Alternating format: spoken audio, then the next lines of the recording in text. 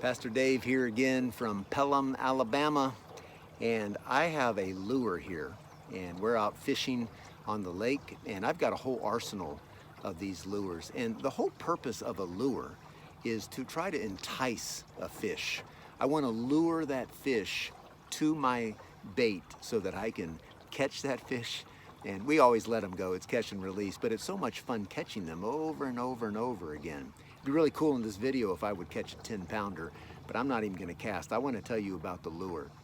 What we try to do with a lure is try to find the right color. This one right here has some beady eyes on it that you can see. I mean, it's really awesome, and really trying to look like a crawfish.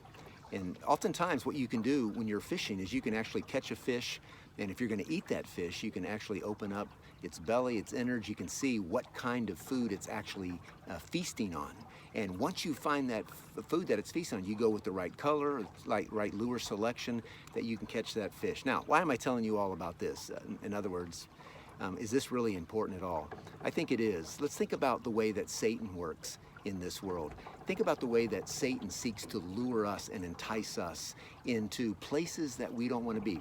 Fish in their natural habitat are naturally eating food that God has given them. But when I throw this lure out there, I'm trying to lure them away from that food. I'm trying to tempt them, to coax them into something that's dangerous for them. And that's what Satan seeks to do as well.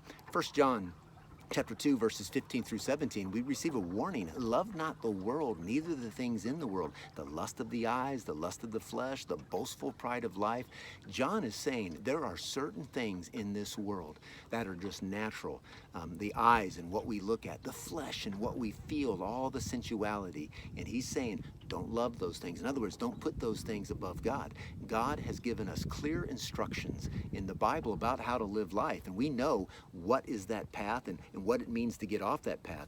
We're told as Christians to put off these things, to put these things to death, to walk away from these things, walk in the light, not in darkness. Set your mind on the things of the Spirit. Don't set them on the things of the flesh. What Satan wants to do is to lure us away and get us thinking about things and doing things that are not pleasing and honoring to God.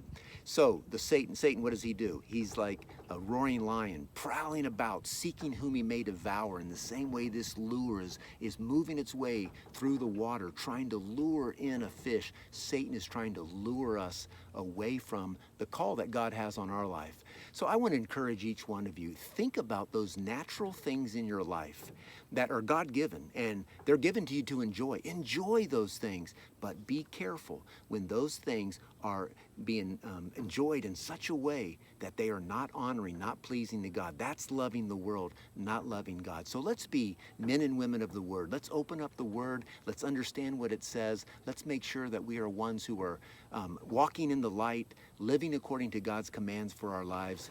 And if we do that, we will find those things that are trying to lure us away become less and less tempting. So pray, ask God to help you keep your life on that path that he's called you to walk. Also, invite others into your life. Walk together, because it's important for us to have accountability with others, people who keep us encouraged to stay on that path.